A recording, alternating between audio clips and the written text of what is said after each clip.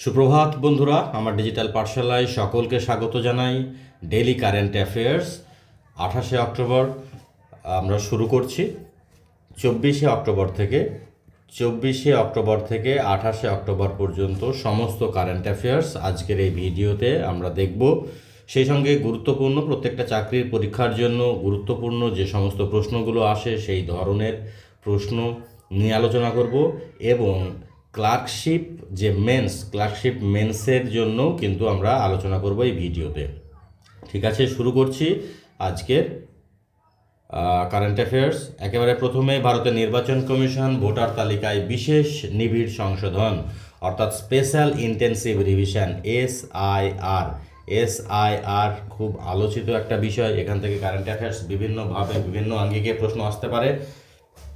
তো এসআইআর হচ্ছে বিশেষ নিবিড় সংশোধনের দ্বিতীয় দফায় পশ্চিমবঙ্গ সহ 12টি রাজ্য ও কেন্দ্রশাসিত অঞ্চলে এসআইআরের ঘোষণা করেছে ভারতের নির্বাচন কমিশন ইলেকশন কমিশন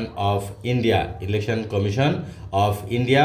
অন্য রাজ্য কেন্দ্রশাসিত অঞ্চলগুলি হলো আন্দামান নিকোবর দ্বীপপুঞ্জ, লাক্ষাদ্বীপ, ছত্তিশগড়, গোয়া, গুজরাট, কেরালা, মধ্যপ্রদেশ, পুদুচেরি, রাজস্থান, তামিলনাড়ু, উত্তরপ্রদেশ। নতুন দিল্লির বিজ্ঞান ভবনে গতকাল এক সাংবাদিক বৈঠকে মুখ্য নির্বাচন কমিশনার জ্ঞানেশ কুমার জানান যে ভোটার তালিকাকে আরও স্বচ্ছ ত্রুটিমুক্ত রাখতে এই বিশেষ নিবিড় সংশোধন করা হচ্ছে। পর্যায়ভিত্তিক উপায়ে এসআইআর করা হবে। প্রথম দফায় এসআইআরের প্রেক্ষিতে কোনো আবেদন নির্বাচন কমিশনের কাছে জমা পড়েনি বলে তিনি জানান। এই বিশেষ নিবিড় সংশোধন এটা করা হয়েছিল এর আগে। এ পর্যন্ত 2002 সালে পশ্চিমবঙ্গে শেষ এসআইআর হয়েছে এবং তারপরে এই 2025 সালে এই এসআইআর হতে যাচ্ছে। শ্রীকুমার আরও জানান যে দ্বিতীয় দফায় এসআইআরের আওতায় আসবেন 51 কোটির বেশি ভোটার। 12টি রাজ্য কেন্দ্রশাসিত অঞ্চলের সব কটিতেই মধ্যরাত থেকে গতকাল ভোটার তালিকা ফ্রিজ করে দেওয়া হবে এবং আগামীকাল অর্থাৎ আজ থেকে শুরু হচ্ছে এনুমারেশন ফর্ম ছাপা ও বিএলওদের প্রশিক্ষণের কাজ। 4 নভেম্বর থেকে পরবর্তী 1 মাস এসআইআরের কাজ চলবে।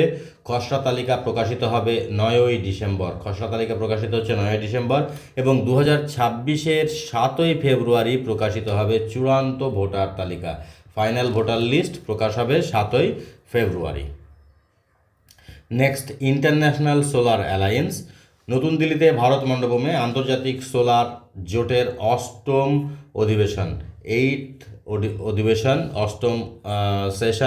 অধিবেশনের সূচনা হয়েছে গতকাল। 4 দিনব্যাপী এই গুরুত্বপূর্ণ সম্মেলনে বিশ্বের 124টির বেশি দেশের প্রতিনিধিরা অংশ নিচ্ছেন। 40 জনেরও বেশি মন্ত্রী সেখানে উপস্থিত থাকবেন। এই অধিবেশনের মূল লক্ষ্য হলো বিশ্ব সম্প্রদায়কে একত্রিত করে সৌরশক্তির গ্রহণযোগ্যতা আরও বৃদ্ধি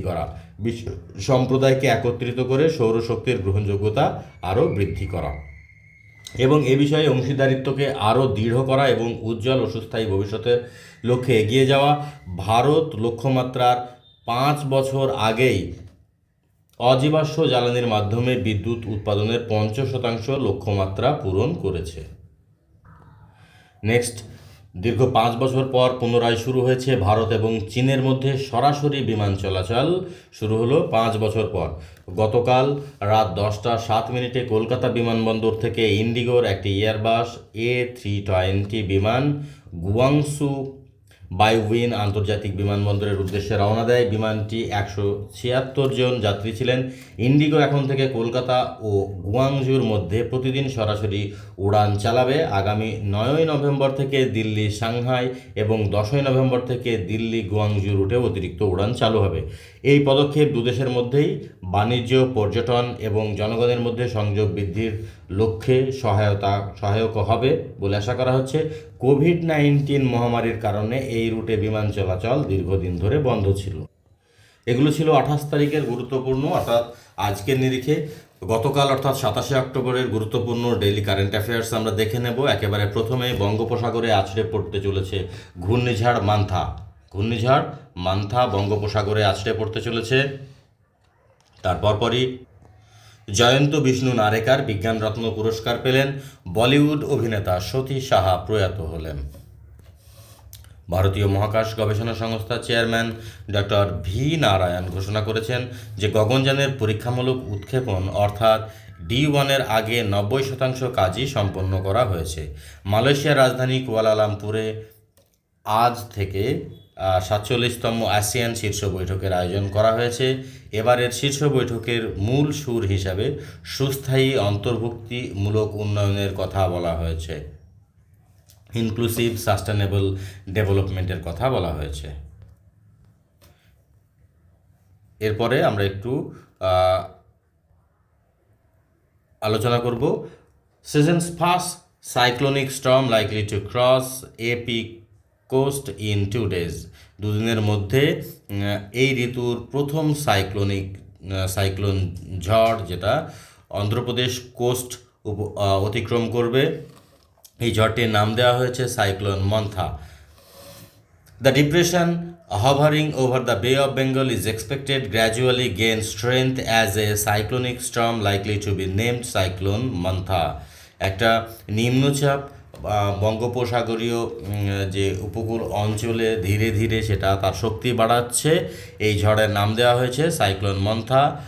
বাই মানডে, সোমবারের মধ্যে, it is likely to cross Andhra Pradesh coast around Kakinada by Tuesday night, অর্থাৎ বৃহস্পতিবার রাত্রের মধ্যে কাকিনাড়া অতিক্রম করবে with maximum wind speed 90 to 100 kilometre per hour, gusting to 110 kilometer per hour. The Indian Meteorological Department said the weather system will begin to cause intense rainfall over North Tamil Nadu from Sunday। এবং weather department Sunday থেকে তামিলনাড়ুতে বৃষ্টির পূর্বাভাস জানিয়েছেন। Regional meteorological centre Chennai has issued an orange alert indicating heavy two very heavy rainfall in Chennai, অর্থাৎ চেন্নাইয়ে অতি ভারী থেকে অতি ভারী বৃষ্টির সতর্কবার্তা দেওয়া হয়েছে। নেক্সট, সেন্টার অ্যানাউন্সেস রাষ্ট্রীয় বিজ্ঞান পুরস্কার ফর সায়েন্টিফিক অ্যাচিভমেন্ট। সায়েন্টিফিক অ্যাচিভমেন্টের জন্য সেন্টার ঘোষণা করেছে রাষ্ট্রীয় বিজ্ঞান পুরস্কার। এটা ঘোষণা করেছে যে এটা পদ্ম স্টাইলে ন্যাশনাল অ্যাওয়ার্ড সায়েন্টিফিক অ্যাচিভমেন্টের জন্য 24টা ইন্ডিভিজুয়াল পুরস্কার থাকছে এবং একটা থাকছে দলগত সম্মান। এবং বিখ্যাত চিকিৎসক জয়ন্ত বিষ্ণু নার্লিকার তাকে বিজ্ঞান রত্ন পুরস্কার দেওয়া হচ্ছে তার লাইফ টাইম কন্ট্রিবিউশনের জন্য। 2011 সালের প্রোটেস্টের পর থেকে বন্ধ হয়ে থাকা সুবর্ণশিরি লোয়ার হাইড্রাল প্রজেক্ট 2019 সালে যেটা রিজিউম করা হয় সেই সংক্রান্ত খবর। ইন্ডিয়ার largest hydro power project begins test run signaling its commission. One of the 8 units of India's largest hydropower project, which straddles the Arunachal Pradesh Assam boundary, has begun undergoing a test run, signaling its commissioning soon. এক্ষেত্রে গুরুত্বপূর্ণ এই খবরের ক্ষেত্রে তোমাদেরকে মনে রাখতে হবে যে নদীর উপরে এই লোয়ার প্রজেক্ট তৈরি করা হয়েছে সেটা হচ্ছে সুবর্ণশিরি লোয়ার প্রজেক্ট। এখানে 8টা ইউনিট আছে, 250 মেগাওয়াট প্রত্যেকটাই, এটা শক্তি জেনারেট করার ক্ষমতা আছে। Next, life line of sitcoms and satire Satish Saha পাশে যাবে। কৌতুক অভিনেতা, বিশিষ্ট বলিউড কৌতুক অভিনেতা সতীশ সাহা প্রয়াত হলেন। কৌতুক অভিনেতা সতীশ সাহা বিভিন্ন সিনেমায় মূলত কৌতুক চরিত্রে তিনি অভিনয় করেছেন, সেই জন্যই তার খ্যাতি। তিনি মারা গেলেন। জন্ম হয়েছিল মুম্বাইতে 1951 সালে, 2025 সালে তিনি মারা গেলেন। এই সংক্রান্ত কারেন্ট অ্যাফেয়ার্স সংক্রান্ত বিস্তারিত স্টাডি ম্যাট তোমরা আমার ডিজিটাল পাঠশালার যে টেলিগ্রাম চ্যানেল আছে সেখানে তোমরা পেয়ে যাবে। আমি কিউআর কোড নিচে শেয়ার করব, সেখান থেকে তোমরা যারা এখনও টেলিগ্রাম চ্যানেলে জয়েন হতে পারোনি তোমরা জয়েন করে নেবে, কারণ পিডিএফগুলো স্টাডি ম্যাটগুলো ওই টেলিগ্রাম চ্যানেলে তোমাদের দেওয়া হবে। এরপরে নেক্সট, নাহার খাই রীতির মধ্য দিয়ে সারা দেশে আজ 4 দিনের ব্যাপী ছট পুজো পর্বের সূচনা হয়েছে। গতকালকের খবর, অর্থাৎ গতকাল কার্তিক মাসের শুক্ল পক্ষে সূর্যদেবের আরাধনায় এই উৎসবের মধ্য দিয়ে প্রকৃতি ও স্বচ্ছতাকে পুজো করা হয়ে থাকে। পবিত্র উপবাসের শপথ নিয়ে উৎসবের প্রথম দিন ব্রতীরা পুণ্যস্নান করবেন এবং পুজো নিবেদন করবেন এবং তারপর লাউয়ের তরকারি দিয়ে আরওয়া চালের ভাত খাবেন। দ্বিতীয় দিনে আগামীকাল অর্থাৎ আজকে খারনা পালিত হবে। পবিত্র খারনা প্রসাদ গ্রহণের পর শুরু হবে 36 ঘন্টা নির্জলা উপবাস। সোমবার বিভিন্ন নদ নদী জলাশয়ে ছট ঘাটে অস্তগামী সূর্যকে অর্ঘ্য নিবেদন করেন ব্রতীরা। মঙ্গলবার ভোরে উদীয়মান সূর্যকে অর্ঘ্য নিবেদনের মধ্যে দিয়ে শেষ হবে এই উৎসব। বিহার সহ অন্যান্য রাজ্যে ছট উপলক্ষে যাবতীয় প্রস্তুতি গ্রহণ করা হয়েছে।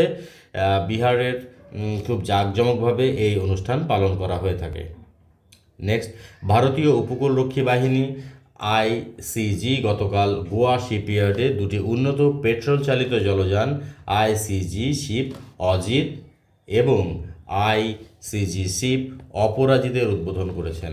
এই অজিত এবং অপরাজিত এই দুটো জলযান মূলত ব্যবহার করা হবে যে মৎস্যজীবীদের সুরক্ষা দেওয়ার জন্য ব্যবহার করা হবে। এছাড়া উপকূলে নজরদারি, মাদক পাচার রোধ, জলদস্যুদের মোকাবিলা এবং তল্লাশি উদ্ধার কাজে চালানোর জন্য এই জলযানগুলি ব্যবহার করা হবে। প্রায় 320 টনের এই জাহাজগুলি রয়েছে অত্যাধুনিক যন্ত্রাংশ এবং উন্নত প্রপালশন পদ্ধতি। নেক্সট, মালয়েশিয়ার রাজধানী কুয়ালালামপুরে 47তম 47th আসিয়ান সামিট অনুষ্ঠিত হতে চলেছে আজ থেকে এবং শীর্ষ বৈঠকের মূল সুর হিসাবে সুস্থায়ী ও অন্তর্ভুক্তিমূলক উন্নয়নের কথা বলা হয়েছে। এবছরের মূল ভাবনা হচ্ছে সুস্থায়ী ও অন্তর্ভুক্তিমূলক উন্নয়ন। এরপরে গুরুত্বপূর্ণ খবর, প্যারিস লুভর মিউজিয়ামে নাটকীয় গহনা ও রত্নচুরির ঘটনা। প্যারিসের লুভর মিউজিয়ামের গহনা ও রত্নচুরির ঘটনায় 8,80,00,000 ইউরোর আর্থিক ক্ষতি হয়েছে বলে প্রশাসন জানিয়েছে, তবে এর ঐতিহাসিক মূল্য অপরিসীম। গত রবিবার সকালে 4 সন্দেহভাজন দুষ্কৃতী ক্রেন দিয়ে উঠে জানলা ভেঙে অ্যাপোলো গ্যালারিতে প্রবেশ করে ফ্রান্সের রাজপরিবারের সঙ্গে যুক্ত 8টি দুষ্প্রাপ্য নিদর্শন হাতিয়ে চম্পট দেয়। শতাধিক তদন্তকারী আধিকারিক এই মামলায় দোষীদের খোঁজে তল্লাশি শুরু করেছে। খতিয়ে দেখা হচ্ছে আঙুলের ছাপ, তবে জিনিসগুলি নষ্ট না করতে চোরদের কাছে আবেদন জানিয়েছে কর্তৃপক্ষ। দক্ষিণ পূর্ব বঙ্গোপসাগরে সৃষ্ট গভীর নিম্নচাপটি আরও বেশি তীব্র হয়েছে, যেটা আগামী 12 ঘন্টার মধ্যে আরও শক্তিশালী হয়ে দক্ষিণ পশ্চিম মধ্য বঙ্গোপসাগরে অতি প্রবল ঘূর্ণিঝড়ে পরিণত হওয়ার সম্ভাবনা রয়েছে। আবহাওয়া দপ্তরের পূর্বাভাস অনুযায়ী এর প্রভাবে অন্ধ্রপ্রদেশের উপকূলবর্তী জেলাগুলিতে ভারী বৃষ্টি এবং প্রবল ঝড়ো হাওয়া বইতে পারে। বাতাসের গতিবেগ 100 কিলোমিটার ছাড়িয়ে যেতে পারে। সম্ভাব্য প্রাকৃতিক দুর্যোগের প্রেক্ষিতে অন্ধ্রপ্রদেশের মুখ্যমন্ত্রী এন চন্দ্রবাবু নাইডু শীর্ষ প্রশাসনিক কর্মকর্তাদের সঙ্গে পরিস্থিতি পর্যালোচনা করেছেন। সমস্ত সতর্কতামূলক ব্যবস্থা ইতিমধ্যেই গ্রহণ করা হয়েছে। এটি এনডিআরএফ এবং 13টি এসডিআরএফ দল মোতায়েন করা হয়েছে। ন্যাশনাল ডিজাস্টার রেসপন্স ফোর্স এবং নৌবাহিনী হেলিকপ্টার ও 14টি উদ্ধারকারী নৌকা প্রস্তুত রাখা হয়েছে। প্রতিটি জেলায় বরিষ্ঠ আইএস আধিকারিকদের নোডাল অফিসার হিসাবে নিয়োগ করা হয়েছে। চালু হয়েছে টোল ফ্রি নম্বর সহ কন্ট্রোল রুম। রঞ্জি ট্রফি চলছে। রঞ্জি ট্রফি সম্পর্কে বিস্তারিত খবর তোমাদের আমরা জানাবো, তবে এটুকুই তোমরা আপাতত মনে রাখো, রঞ্জি ট্রফি কোন খেলার সঙ্গে যুক্ত? রঞ্জি ট্রফি হচ্ছে ক্রিকেট খেলার সঙ্গে যুক্ত হচ্ছে রঞ্জি ট্রফি। নেক্সট, সল্টলেকের যুবভারতী ক্রীড়াঙ্গনে 5-4 গোলে ইস্টবেঙ্গলকে হারিয়ে 125তম আইএফএ শিল্ড ফুটবলের চ্যাম্পিয়ন হয়েছে মোহনবাগান চ্যাম্পিয়ন হলো ইস্টবেঙ্গলকে হারিয়ে 125তম আইএফএ শিল্ড। শেয়ার করছি যে আমার ডিজিটাল পাঠশালার টেলিগ্রাম চ্যানেলের যে এই কিউআর কোড তোমরা স্ক্যান করে তোমরা প্রত্যেকটা ক্লাসের পিডিএফ এখানে পেয়ে যাবে।